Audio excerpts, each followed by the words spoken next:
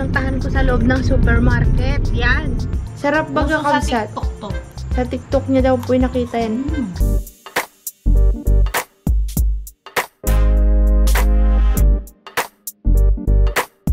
Kuling?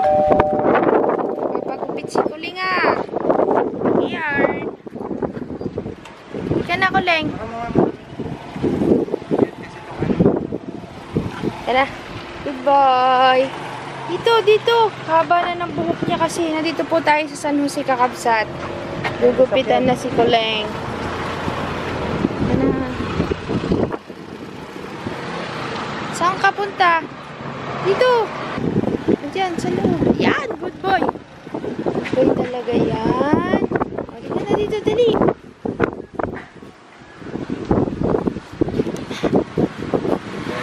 Tumatakbo po kasi kakabsat. Kailangan may tali. Yes po. Kuling. Pabayaan ko Kakalbuhin ka na. Kalbo po yan, sir. As in, kalbong-kalbo po talaga para madali namin siyang matrim. Sunod. Pinaligo. Kanina. Maga. Kasi basa ang buhok niya. Okay lang po.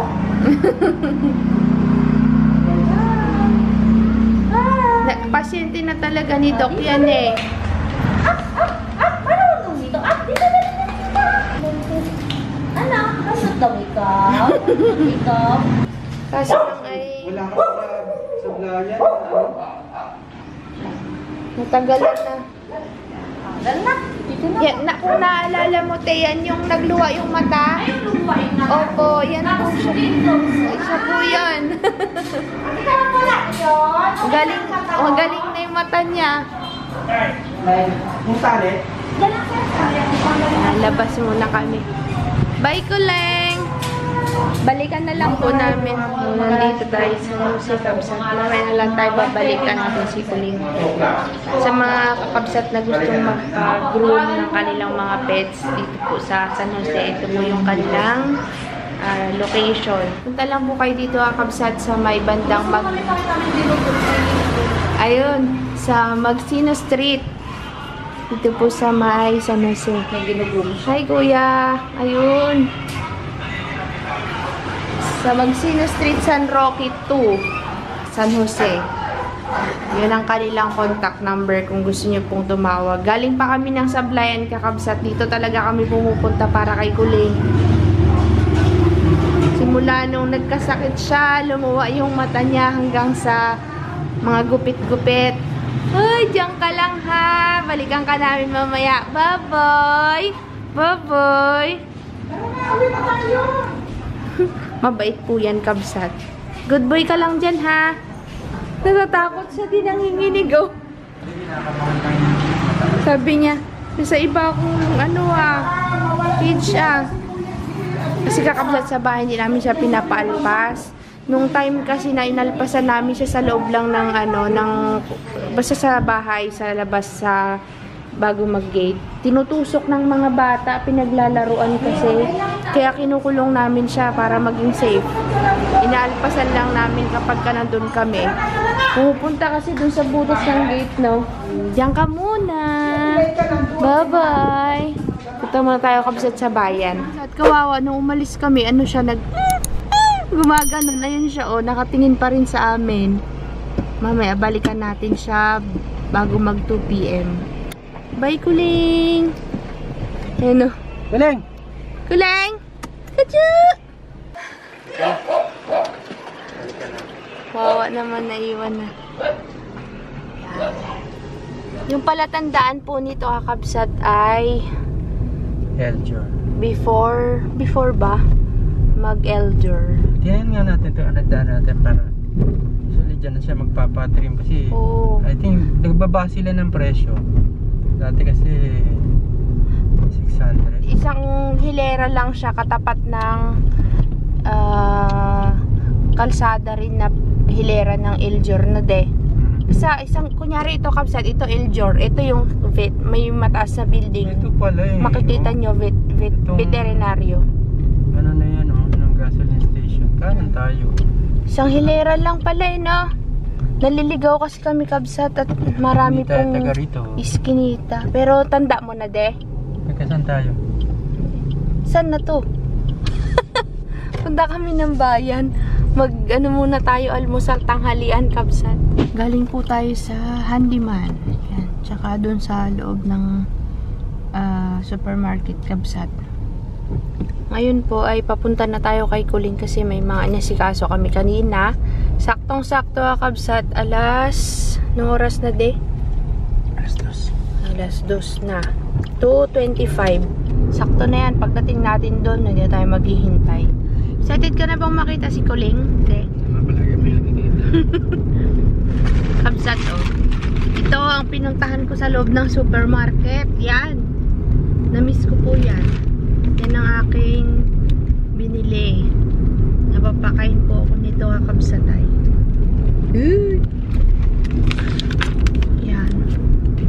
Yan po ang binili natin. Kay kakabsot ay almond. Harap.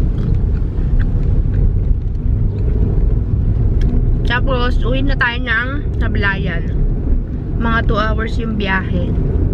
Sa mga magtatanong po magkano ang pag-room kagaya kay Kuling, yun po ay 400 pesos. Ano siya? Parang clean cut, summer cut. Yun. Kalbo. Pinakalbo na namin kasi mabilis humaba ng buhok niya, kabsat. Tapos, imi-maintain na lang ni kakabsot ng razor kapag medyo mahaba na para kasi pagka hirap bit-bitin dito, kabsat. Pero inyo 2 oras ang babiyahin. Pag nakita nyo po, kabsat, yung flying V galing doon sa may pinaka-bridge, dito kayo papasok. Ayun. Makikita nyo po itong lugar na ito. Dire-diretsuhin nyo lang yan. Susunduin na po kasi natin si Kuling ay. Makikita nyo itong bahay na to. Yan. Tapos makikita nyo yung Eljor.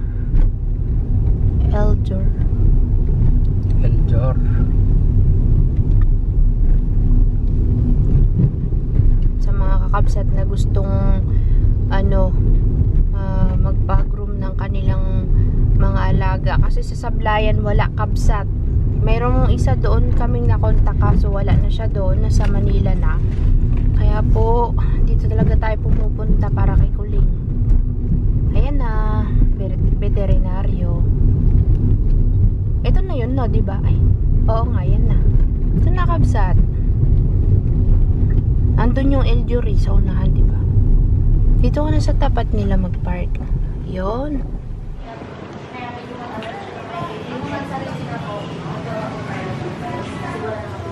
Hala! Ano? Ang pogi naman talaga niyan. Kuling, ikaw na yan? Ikaw na yan? Bakit ganyan na yung ang pogi ah. Good boy ka na dito. Wala po palang tenga niya. Oo, may pinapahid ako ngayon. Balik na lang. Ayaw niya nga yung pawakan yung tenga niya. Yung mga normal na aso. Ka-allergy si Kuling, kabsat. After a month, Ito sir, kay Uy, excited ka na, baby boy? Excited Pag hindi mo yun. na kasi pa din na supplier, kasi sila po ay Nanginginig-nginig. Dapat pinapaliguan at binublower, kailangan po may kasunod yun na supply. Ate, meron ba kayong sabon na pang-allergy dyan? Ang meron lang po kami dito ma'am na ay ito lang, biosulfur po ang pwede namin i-release. May anti-fungal siya, tapos may mga parang sa kati-kati din po kasi. Magkano po yan? 180 ma'am. Meron po tayong biniling, ka-allergy siya kakabsat, kaya bumili ako nito, sabon niya. Thank you po, ate. Thank you. Kuling, ang pogi ah.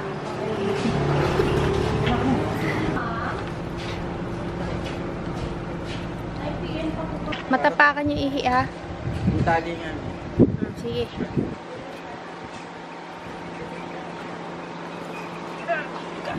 Nanay Davy ah. Kuling. Nilipat kasi namin siya kabsat ng area kasi nga ginagawa yung ating shop doon. Malamok yata doon sa nilipatan naming lugar. Tanggalin namin yung doon. May halaman kasi sa tabi niya. Kasi kabsat, diretso na yung washing machine doon sa ilalim niya kapag ka naglalaba kami para yung panghiba mabanlawan. Kaso lang, doon sa area siguro kasi malamok. Kaya yun. At least di na siya maiirita dahil kasi pinakalbon talaga namin kabsat dahil nangangati nga siya. Ngayon lang yan nagganyan. Nung nilipat namin doon sa tinutulugan niya doon. Pero naka-cage naman siya kabsat. Crib. Parang crib. Ngayon po, pauwi na tayo ng Sablayan. Ay, ang ganda naman ng halaman na yan. Stop over. Kabsat. Napagod si Kakabsot. Ayun, daming nagbibilad ng palay. Ang dami nilang ani di. Oh, haba niyan. Mayroon pa dun sa dinaanan namin kabsat. 10 hilera. Mga palay. Walang mais, no? Meron. Palay. Sige na, pero konti lang.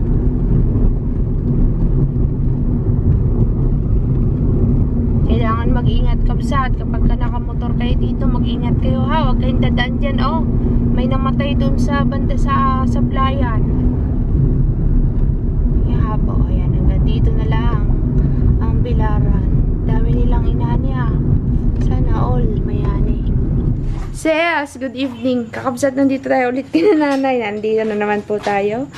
Ano yung ulam niyo, Deng? Pahinga kami kanina pagod. Ano to? Susunang empanada yun. Ah, yung tinda ni Mother. Panada. Ano yan?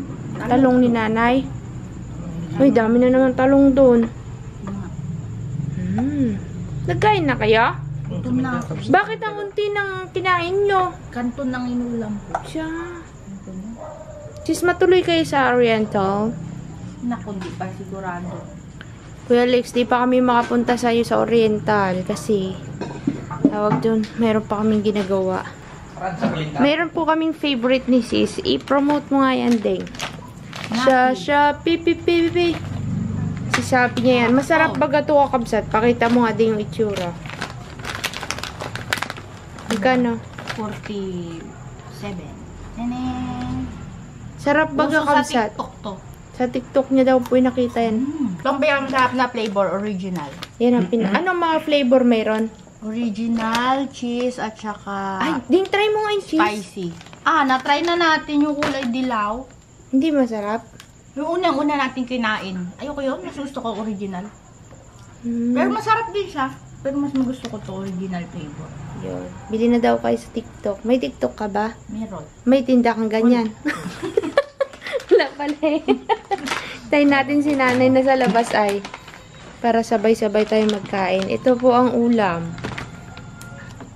Nagutom na kami, nauna na kami. Kaunti naman ang kinain Sige nyo lang, din. magkudot-kudot dyan. Kanton ng inulam ko. Bakit ayaw mo ng Ayoko ako ulam? nag-ihaw kasi kiking Ikaw nagluto. Kain muna tayo mga kapsat. Wala pa. Nandun si nanay sa labas. May kausap ay. Kanyang supplier. Dala-dala namin si Kuling kanina, Deng. Mm. Pinagupit namin. Kain tayo mga kapsat. Yun na lang si nanay dito. Pagod kami ay. Kain muna tayo kakabsat bago tayo magtsikahan. Sarap yan. May bagoong. Tama na. Deng, alam mo yung binili nating bagoong doon sa Cavite? Doong alat pala yun, no?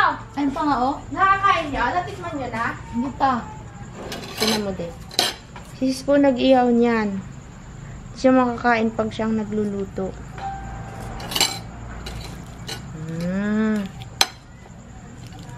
Ding, bukas ha, yung plano natin na bukbukting tayo bukas ng pamain, Ding.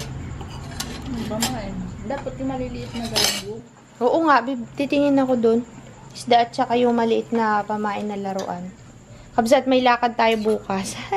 Ano, ma'ams? Meron siyang delivery ng empanada. Oo, kaya titintin na tulaylay. Pare, Antolin, sawa ni Toto, Antolin. Shoutout Doon na mo kayo na. bumili. Shoutout sa bumibili kay Tintin ng empanada. kain muna tayo, kabsut.